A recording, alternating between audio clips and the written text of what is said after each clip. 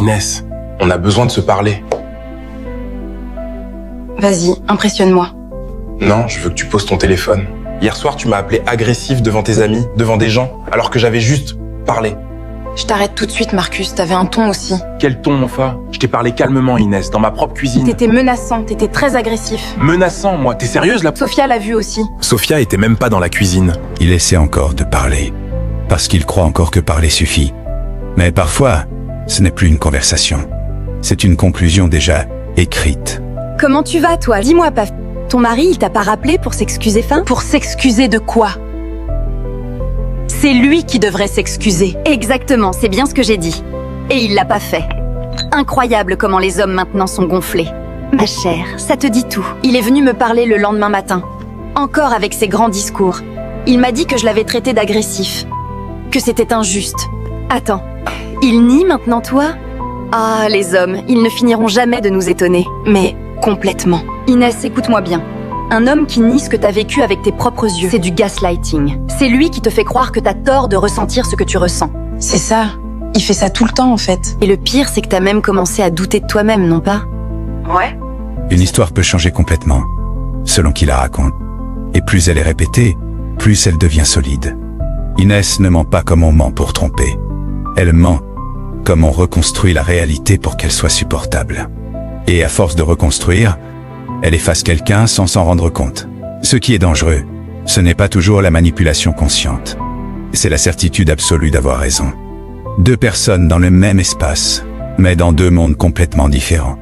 Marcus ne s'exprime plus. Pas parce qu'il n'a rien à dire, mais parce qu'il a compris que ça ne change rien.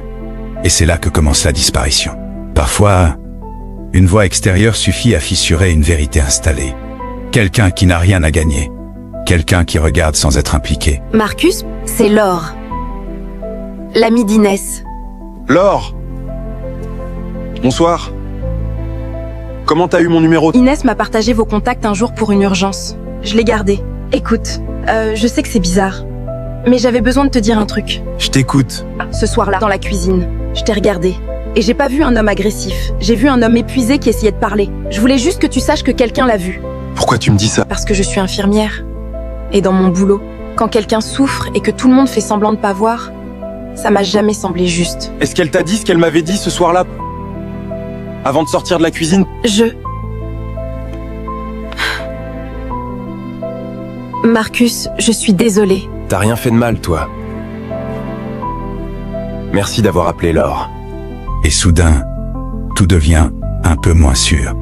Mais même une vérité, quand elle arrive trop tard, ne répare pas forcément ce qui est déjà abîmé. Frérot, je vais te dire quelque chose que tu veux pas entendre. T'es en train de mourir dans cette relation, lentement. Et toi, tu restes parce que t'as peur de quoi, Fa? De quoi exactement? De tout recommencer. D'avoir échoué.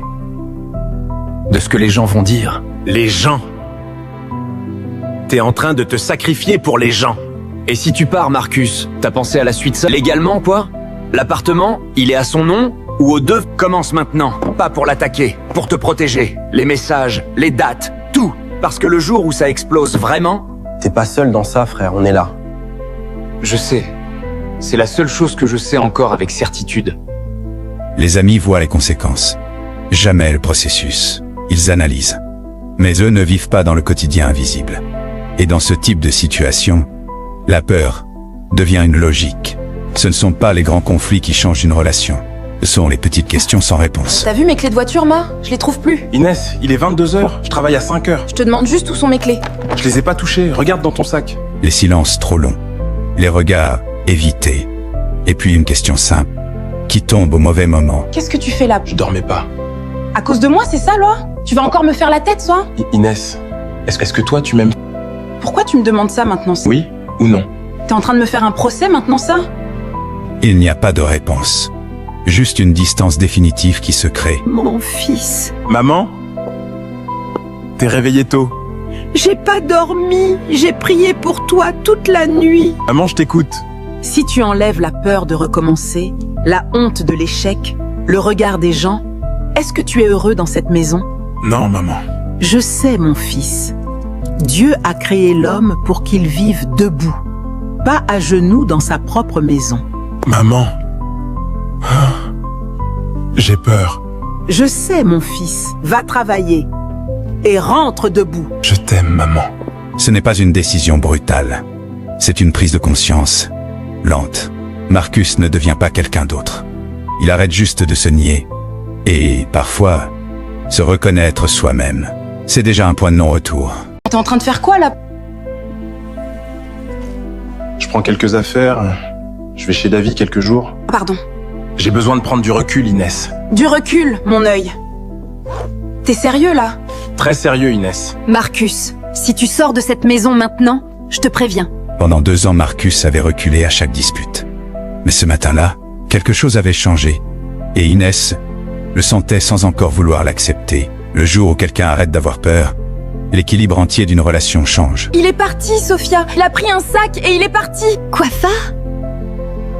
T'es vraiment sérieuse, là? Il t'a quitté, vous, hein? Didi quelques jours chez David. Mais Sophia, il avait un regard. Il avait plus du tout le même regard. Écoute-moi, pleure pas. C'est lui qui part, c'est lui le problème. T'appelles pas. T'envoies pas de message. Tu le laisses partir. Sophia, est-ce que j'ai fait quelque chose de mal? Non. Absolument pas. C'est lui qui fuit ses responsabilités. Quand Marcus franchit la porte de l'appartement, Inès fait ce qu'elle a toujours fait. Elle appelle Sophia, parce que certaines personnes ne cherchent pas des réponses. Elles cherchent quelqu'un qui leur dira qu'elles ont raison. Sophia parlait avec certitude. Mais la certitude n'est pas toujours la vérité. Et pour la première fois, le doute entre dans la voix d'Inès. Alors c'est décidé. Oui, c'est décidé. Marcus, tu l'aimes encore? J'aime ce qu'elle aurait pu être, ce qu'on aurait pu être, mais ce qu'on est, non, ça fait longtemps que non. T'as pas échoué, Marcus. Quitter quelque chose qui te détruit, c'est pas échouer, c'est survivre. Certaines maisons ne guérissent pas les blessures, mais elles permettent au moins de respirer. Chez David et Amina, Marcus découvre quelque chose qu'il n'avait plus ressenti depuis longtemps. La paix. Comment tu vas, Inès, c'est moi? Comment tu vas vraiment? Je comprends pas. Je comprends pas comment on en est arrivé là. Inès, je vais te dire quelque chose et je veux que tu m'écoutes vraiment. Pas pour te blesser, parce que je t'aime. Vas-y. Cet homme, il s'est levé à 17h pendant 2 ans pour travailler la nuit. Il a payé les factures. Il t'a jamais manqué de respect. Et toi, t'as pas dit bonjour pendant une semaine. T'as compté tes yaourts. T'as dit à ses amis qu'il était agressif alors qu'il essayait juste de parler. Sophia m'a toujours dit que j'avais raison. Je sais, et c'est le problème avec Sophia, elle t'a jamais aimé assez pour te dire la vérité. Les vrais amis ne protègent pas toujours. Parfois, ils détruisent les mensonges dans lesquels tu vis. Laure avait gardé le silence trop longtemps. Mais certaines vérités deviennent trop lourdes à porter. Chaque phrase frappe Inès plus fort que les précédentes. Parce qu'au fond, elle sait déjà que Laure dit vrai. T'as bien tous les messages? Tout. 3 semaines de documentation. Les dates, les heures, les contextes. Elle va te demander s'il y a eu des violences physiques. Non, jamais. Elle va te demander si elle peut témoigner de quelque chose contre toi. T'es prêt pour ça, moi? Je suis pas prêt. Mais je vais le faire quand même, c'est ça être un homme, non là? Faire les trucs qui font peur quand même. Marcus répond sans hésiter. Parce qu'il ne veut pas détruire Inès. Il veut seulement se protéger. Le courage s'est avancé malgré la peur. T'es courageux de partir comme ça, vraiment. Sophia, toi et moi, on n'a jamais eu de conversation, on va pas commencer maintenant. Marcus, Est-ce qu'il y a quelque chose que j'aurais pu faire différemment? Ouais, m'entendre, juste m'entendre. Ah. Laisse tomber, Sophia. Sophia essaye encore de garder le contrôle de l'histoire. Mais cette fois, Marcus refuse d'entrer dans son jeu. Et pour la première fois, Sophia se tait. Cette question arrive souvent trop tard. Parfois, une relation ne demande pas des miracles, juste d'être écoutée, avant qu'il ne soit trop tard. On m'avait dit que partir, c'était abandonner. Personne m'avait dit que partir, ça pouvait aussi être respirer. Certaines personnes comprennent trop tard ce qu'elles avaient. Et certaines chaises vides deviennent plus lourdes que des présences entières. Laure regarde son mari en silence. Et elle réalise quelque chose de simple. L'amour sain ne fait pas de bruit. Il apaise. On apprend souvent aux hommes à encaisser, à se taire, à supporter jusqu'à se perdre eux-mêmes. Mais personne ne devrait disparaître pour être aimé.